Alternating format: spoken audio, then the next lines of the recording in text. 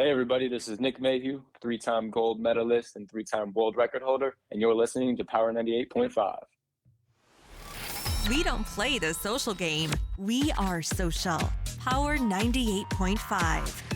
You're listening to Power 98.5, powered by United Angels Dream, your number one resource for public relations, entertainment, and multimedia. Contact them today at unitedangelsdream.com. Hi, this is Dan Aykroyd. He's progressive. He's beautiful. He's thoughtful. He's intelligent. He's powerful. He's positive. He is Stephen Cuoco on Power 98.5 Satellite Radio. Empowering listeners from the US to the UK. Live on air with Stephen Cuoco.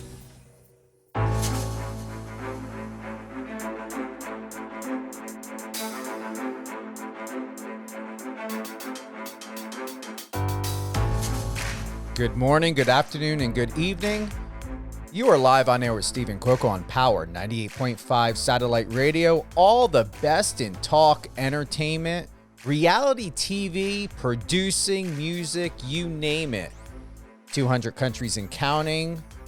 Download the Power 98.5 Satellite Radio iOS or Android app.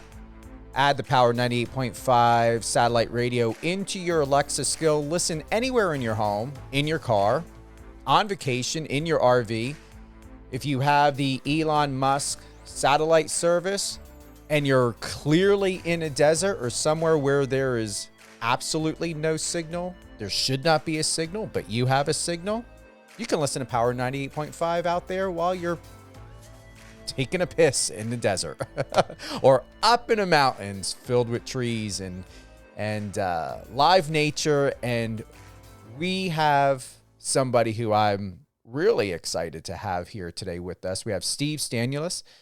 He is best known for not only at working in the entertainment industry, doing what he does best in production and acting, but he began his career as a decorated New York City police officer. When he was injured on a job, Steve worked security for a number of A-list celebrities. You've seen him in magazines, on the news. You know, just to add just a few, one of my favorites was Leonardo DiCaprio. His A-list clients suggested that Steve pursue an acting career, which he did. And after studying at Manhattan's HB Studios, he was cast in The Replacements and Gangs of New York. As a working actor, Stanulis appeared in major studio movies such as The Interpreter and I Now Pronounce You Chuck and Larry. And that's one of my favorite movies. I like it. Acclaimed indie films and TV shows. Shows such as The Sopranos, another favorite. He also branched into production, starring in and producing the short films Dick and Jane and Because of You, and the award-winning feature The Invisible Life of Thomas Lynch. He also founded in 2012 Stanulis Productions Incorporated. We've got a lot we're going to be covering, but without me giving too much information, Steve, we want you to include and to add in what else do we need to talk about, should talk about, and for our listeners to know about who you are. Well, thanks for having me. First of all, I was just taking a piss in the desert. So I just zipped myself up. So now I'm ready to go.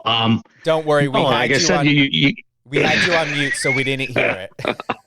That's great. No, listen, you covered a lot.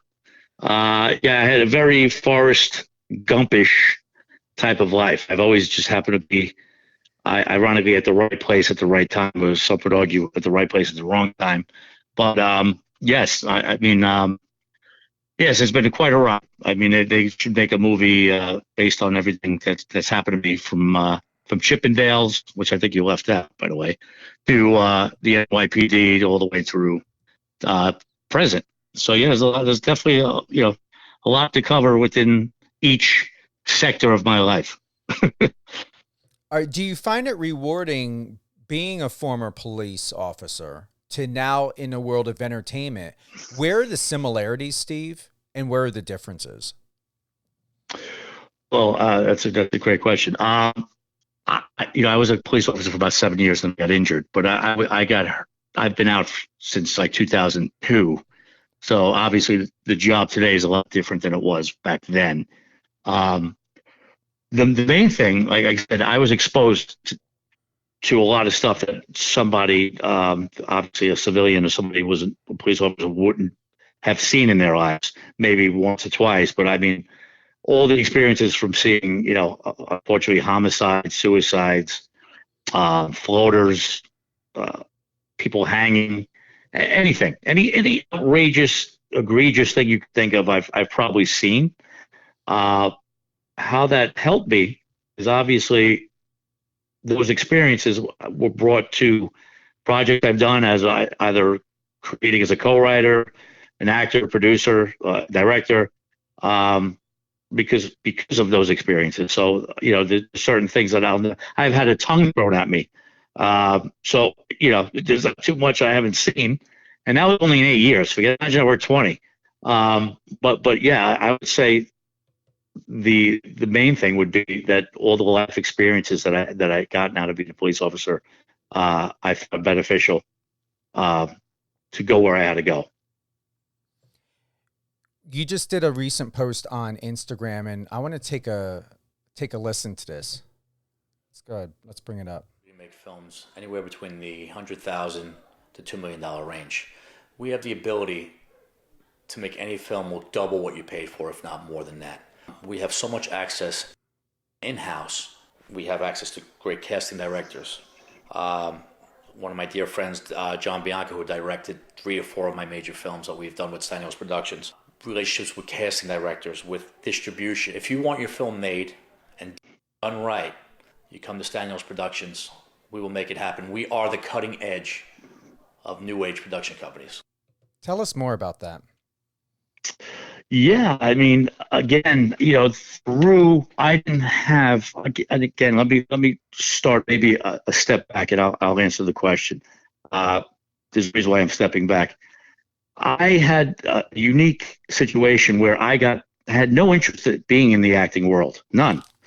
And when I met DiCaprio and started working with Leo, I would go to parties, and I had met this gentleman, Dylan Sellers, and just on my physicality, he asked me if I played football, and I said yes. And all of a sudden, I was in The Replacements. And then, obviously, through my relationships, I got into Gangs of New York and got to work with Daniel Day-Lewis as the Butcher, when he won the Academy Award. So I kind of got thrown into something, and then that access got taken away from me. For that's another story down the line. But so then I had to audition like everybody else, but now I had the bug. But I didn't have, I was going out like another actor now, and I was getting the same roles, the cop, the gangster, the this, the that. So I started making my own stuff, to showcase myself in different lights. And this is pre-YouTube, this is pre-everything, where now today is a lot easier. You had film festivals, and then Blockbuster, maybe, or theatrical release, and that was it. So obviously, I didn't have such deep pockets, and I would make my own films. So just through, to answer your question now, just through experience and never having the ability to a certain point to have someone give me $5 million to do a film, and having to do films for $50,000 for a feature, or 70 grand. They just, I got used to, I didn't know any other way. So through trials and tribulations and making projects for X amount of money, it basically, I kind of perfected it. And, not that I wanted to, it's just I had to, or I wouldn't be able to do what I had to do. I never went over budget. And basically, through trials and tribulations, I could take any film, again, within reason. I can make the Titanic for $100,000, but if you give me a realistic film, I could probably get some name talent based on relationships, and the whole thing done from start to finish, and get PR for it, even at $100,000 range. And that's really what I was saying in that video. that again, it's not something that I want to do, but it's something that was thrown my way, and I didn't have, the financiers at that point in time to give me money. So I had to deal with what I had to deal with, and once it was started, it had to be done. So that's where that video came from.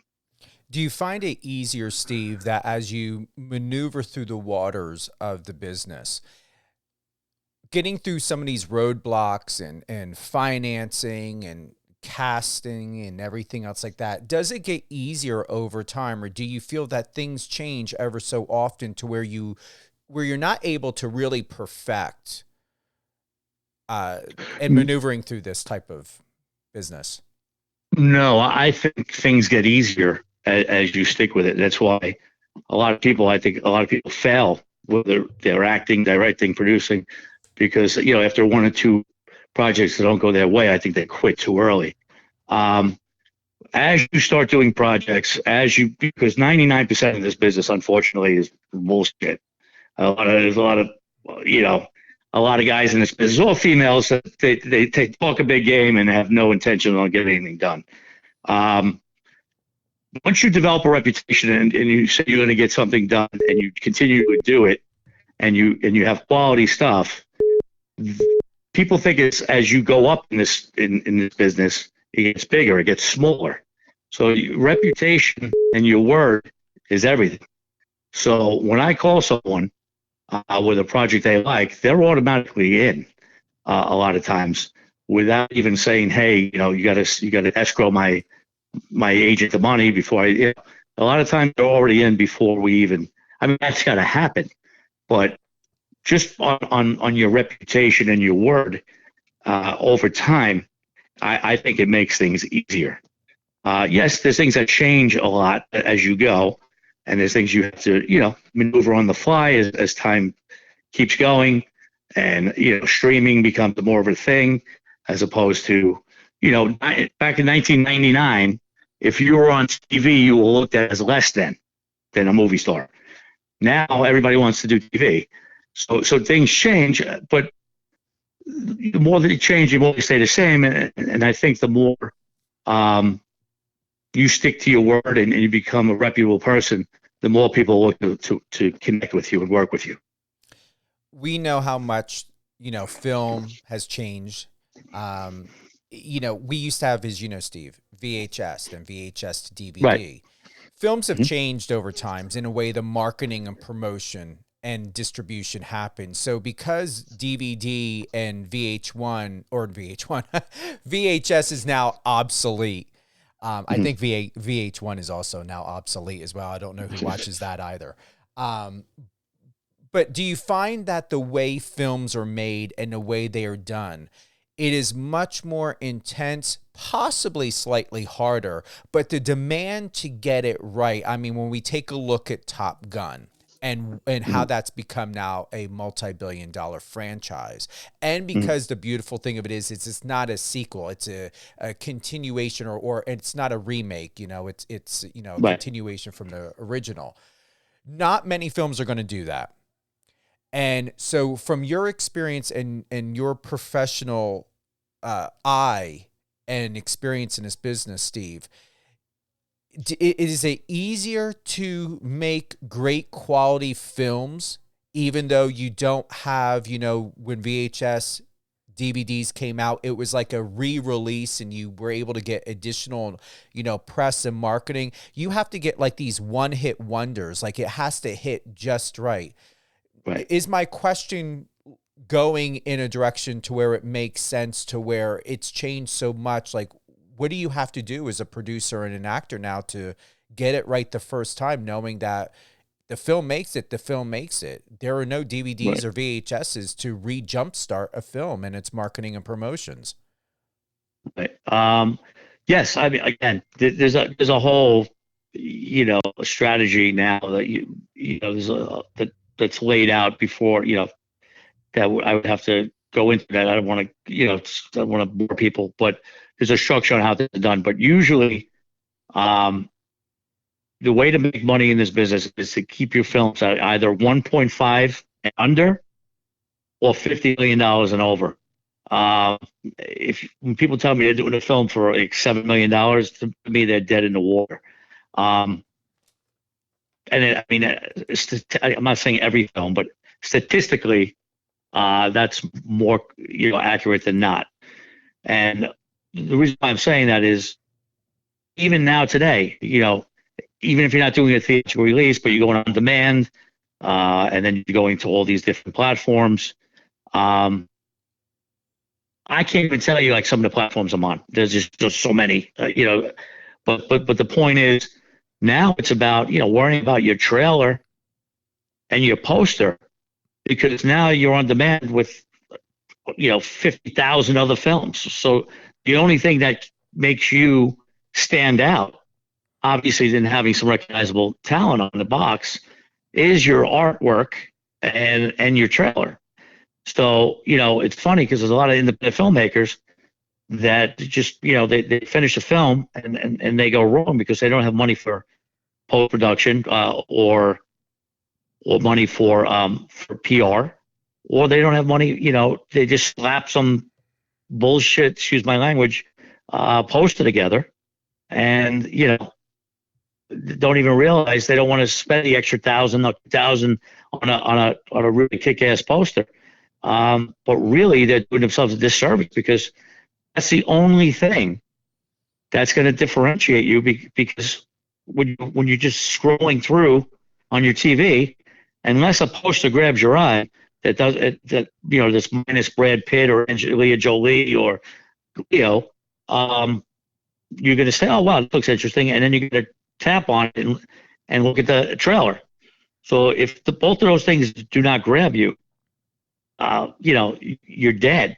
And people, when I say people, a lot of independent filmmakers, they're all about the pre and the process of making it, but they forget, if you have a party, you have to let everybody know you're having one.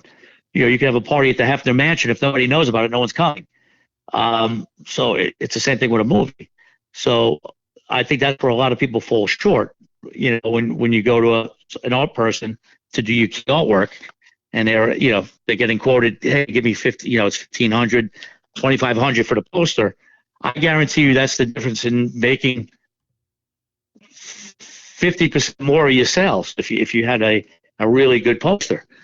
So again, there's just things that you learn as you go, but that's the biggest difference, because you don't have the VHS tapes, and you don't have the DVDs anymore. You don't have Blockbuster. So you really have to kind of run and kind of contort to what the industry is asking of you. So we've got a question. Andy from Memphis would like to know. He said, "I'm an independent filmmaker. What do I need to do to go direct to distribution, or to get my film into a premiere where I'm able to acquire a lot of attention?" I believe that's what he meant by that. Sometimes, thank you, Andy, for the question. Sometimes when words are shortened, you just don't know. So so as an independent filmmaker, with Andy, what does he need to do to get it to distribution or direct to consumer, or is it worth having these premieres, local premieres? That's a great question, and again, thank you for the question. It's a chicken egg scenario, because yes, it's great to have a premiere. It's great to do the red carpet. It's great to do all this stuff. If you happen to have an interested distributor in place, unfortunately, the last thing you want to do is screen it and have somebody kill it, or give a bad review, because you kind of cutting your nose to spite your face. Let's take it back. If you have zero distribution and you have nothing, obviously I would do the film festival circuit and get some laurels and showcase yourself. But again, with that being said, I'm being contradictory of myself here. With distributors, the distribution is still the Wild West. It's the Wild West. And what happens with independent filmmakers, again, They raise enough money to get the film done. They get it to the point where it's final cut, and now it's ready to be shown. A lot of these filmmakers do not have the money or the means, so they let some mid distributor come in. I'm not going to name any name because this happens to me a couple of times, and you're happy with a big mid distributor, but they take 20% of your project. They give you no money up front, and then they upcharge you where you'll never see any money back. So if Andy wanted to speak to you on the side, I could tell Andy where to go, because there's great distributors where you pay the upfront costs, but it's a fraction of what everything costs, and they could get you on every major platform. So, I'm not throwing anybody under the bus, but again, distribution is still the Wild West. I was informed, and this is my question to you, Steve. I was told quite a few years ago when I was working as a consultant on a film project and correlating with a reputable established distribution company, that it's much easier to get a film in distribution, getting it out there, getting it on Netflix, Hulu, all these platforms, if you have an A/B list celebrity actor involved. Say somebody, or somebody like Andy from Memphis, who just had his question, or any filmmaker, established or otherwise. Do you believe, Steve, that you need to have an A/B lister recognize actor or actress in a film in order for it to get attention? Or has it changed to where, an upcoming or established film producer, director can go direct to distribution and work with fresh, brand new talent and still get their film, through distribution and its channels?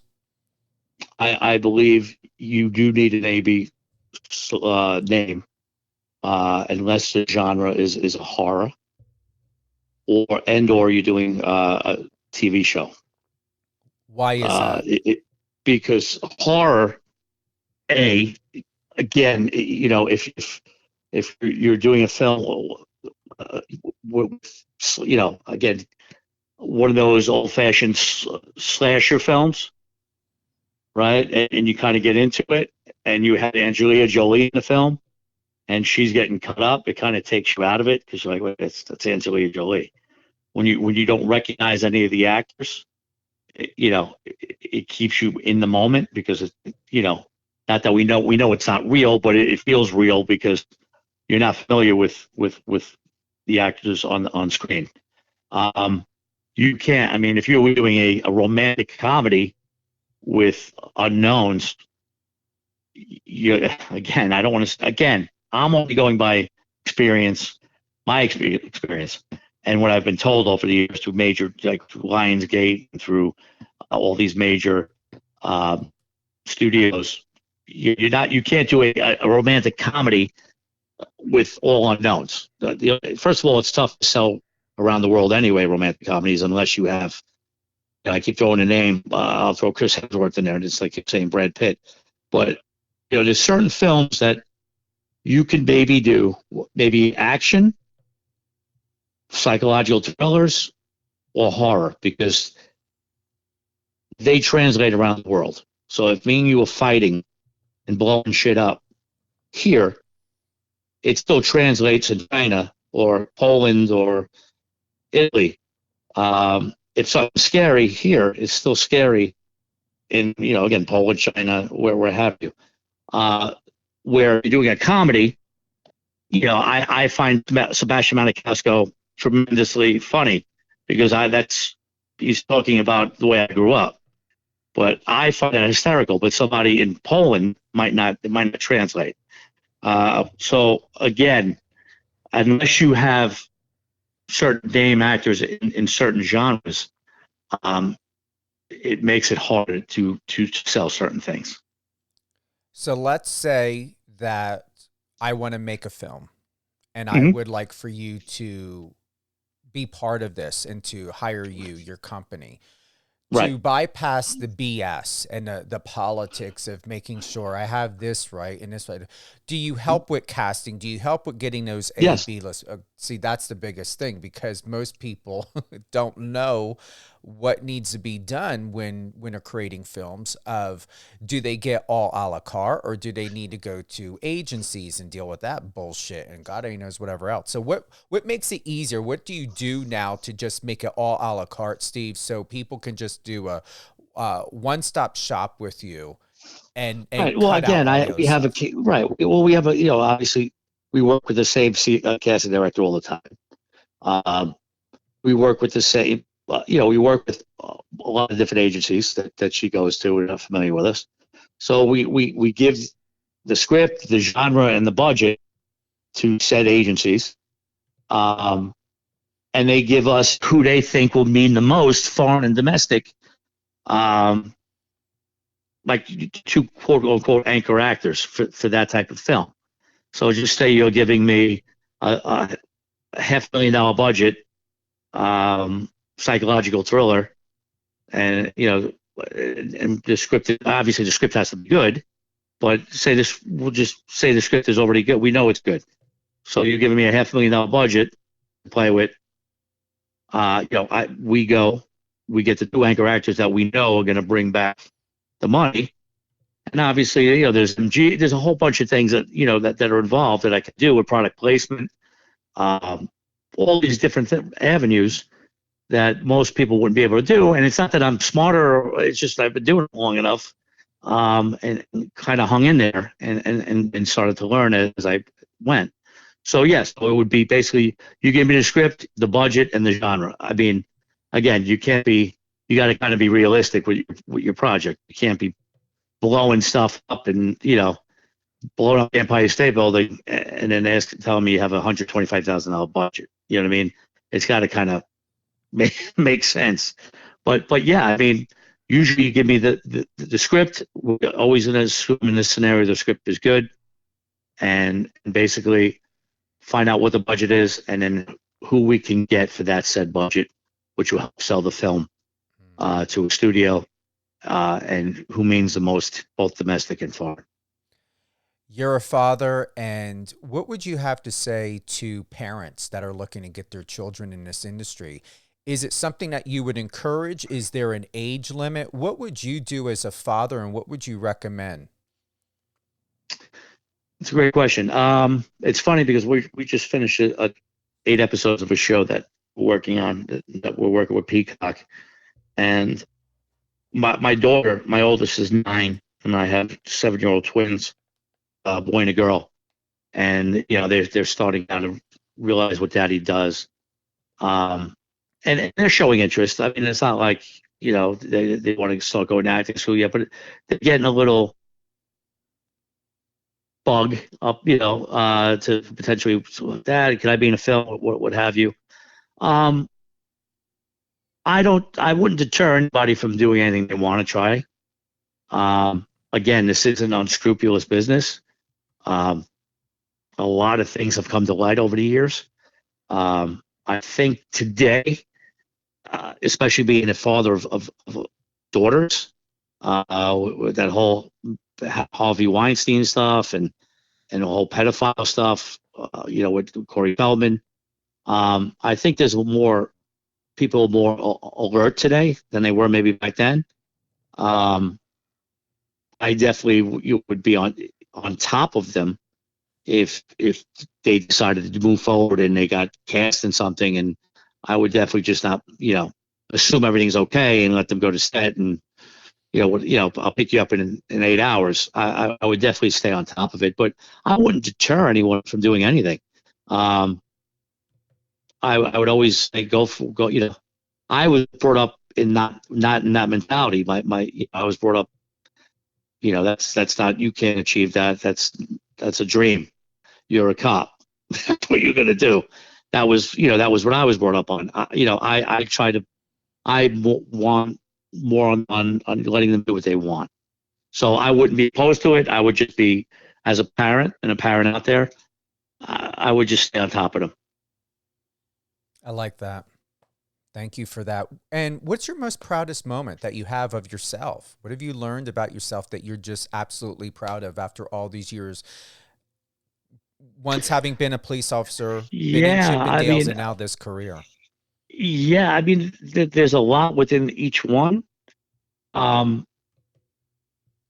would say, as far in this industry, I would say, I thrive on when people say you can't do that. And I came up with an idea. I wrote a play called Stripped, which was basically Chippendales meets the Vagina Monologues. and people were like, what do you know about writing plays? You can't write a play. And I said, okay. And I wrote a play, and then we did it off Broadway, and it got reviewed by the New York Times, which never happens. And then it got so much, attention that Planet Hollywood in Vegas picked it up, and we did a 6-month run there. And then Channing Tatum and I had a conversation, and he basically getting my advice on Magic Mike as a play, and just from inception, where I was told you couldn't do it, to opening in Broadway, off Broadway, to opening up in Vegas and Planet Hollywood, to sitting with Channing and giving my advice on what you should do. That was pretty cool, because that's that was a brainchild. It's just something I thought of in my head, and when I was told I couldn't do it, it was more to shut everybody up, and it ended up being super successful. Yeah, that's a big no-no. Don't tell a person from the East Coast. especially from New York City, or from Staten Island, I should say. It's Pete Davidson. No, but no, that would be one of my moments as far as on this end of it. To ask, who would you like to work with that you have not worked with yet?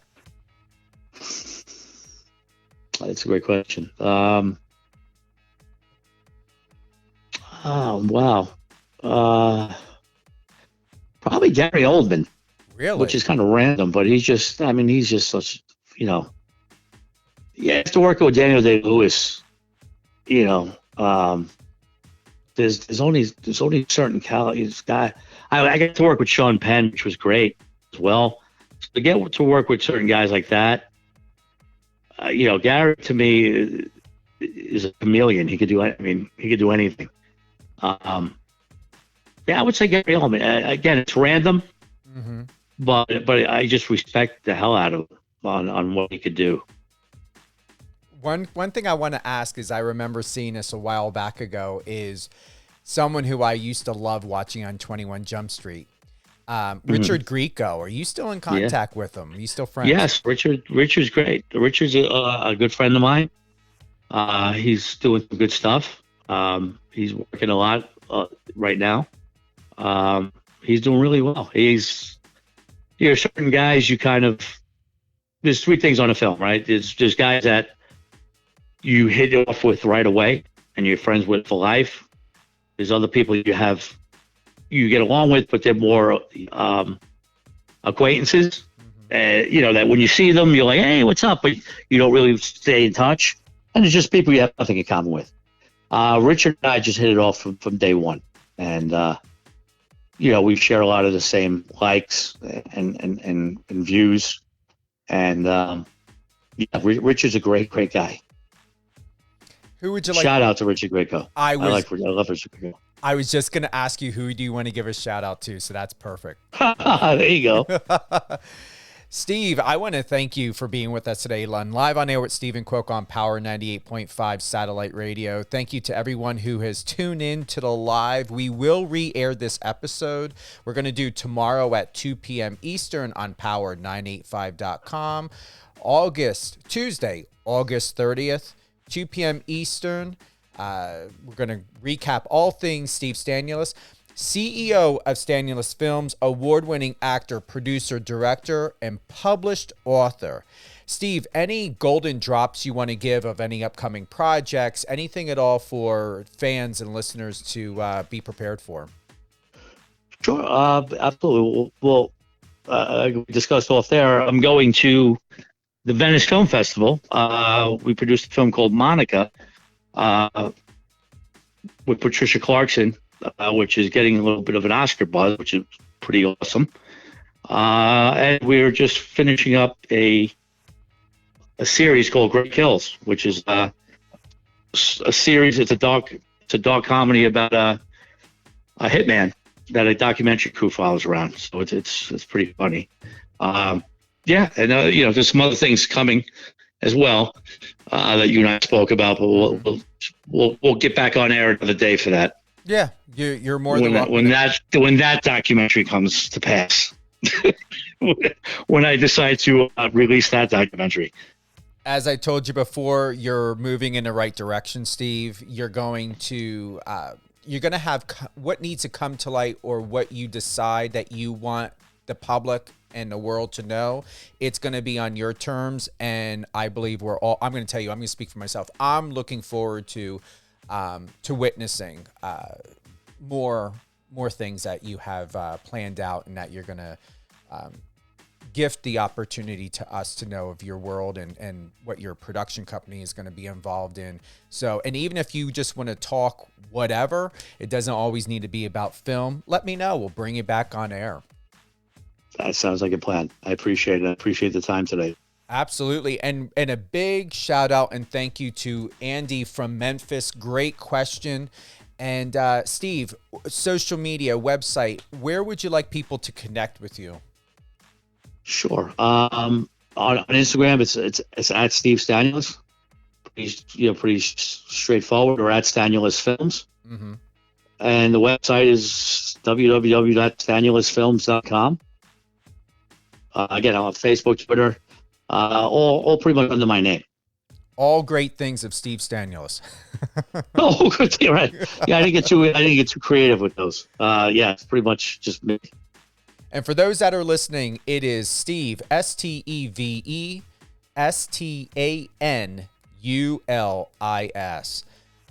What a great day. Great interview. Great to have you here. I want to, thank you for helping with the reschedule. I know you were away on holiday, and this worked out perfectly. Once again, awesome. For your reference, Steve, this will re-air tomorrow at 2 p.m. Eastern. We will go ahead and get those little mini clips from the best parts of this interview and send it over to you.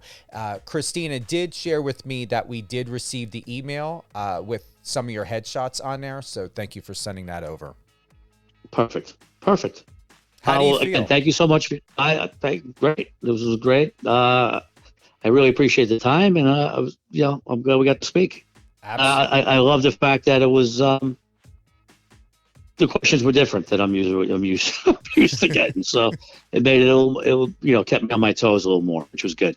You're very welcome. Yeah, as I told you before, no manufacturing here. A lot of it, and nothing was written down, honestly. I don't write down. I just go on from the information, the bio, the stuff that is out there. I put it in my head. I know what to retain, and then I just go on this vibe, this journey with you to see, what fits and what feels good and what makes sense. Awesome. That was great. Well, stay on the line real quick. We're going to close out. I'm going to give you a send off a personal goodbye and thank you once we're off the live. But thank you again, Steve, and excited. Thank you. Thank you again, everyone, for tuning in today. What a great honor to have Steve Stanulis with us. Head on over to his Instagram, Steve Stanulis, SteveStanulis, just to make sure I didn't screw that up because I said that fast. SteveStanulis. He does have a link tree there. You can click on that. There's going to be tons of other links and things you want to connect to. You heard about the upcoming projects that Steve is getting prepared for, and we're going to have him back on again to share with us all great things of Steve Stanulis, his production company, Stanulis Films. He is an award-winning actor, producer, director, and published author, and an incredible dad to 3 amazing kids. And you heard his viewpoint on what to do, what to look forward to as a parent and wanting to get your children to break into the world of acting and entertainment. We will be on very, very soon. We got a couple more surprises that we're going to get ready for upcoming guests. You're more than welcome. I encourage you to tap into Catherine and Company Sundays at 11 a.m. Eastern. We've got Resilient You with Alicia Pazzoni on Saturdays at 11 a.m. And then Lady T, let me tell you what Lady T, she is going to be taking a little bit of a break, but she will be back. But as you all know, her show airs 4 p.m. Eastern Time on Power 98.5 Satellite Radio. Download the Power 98.5 Satellite Radio app. Tune in on Alexa. We stream live on streamitter.com, Streama, MyTuner, Live FM Radio, and more. 200 countries and counting. Thank you to my team out in Manchester, UK, and New York. And we hope you have a great week. Thanks for joining us.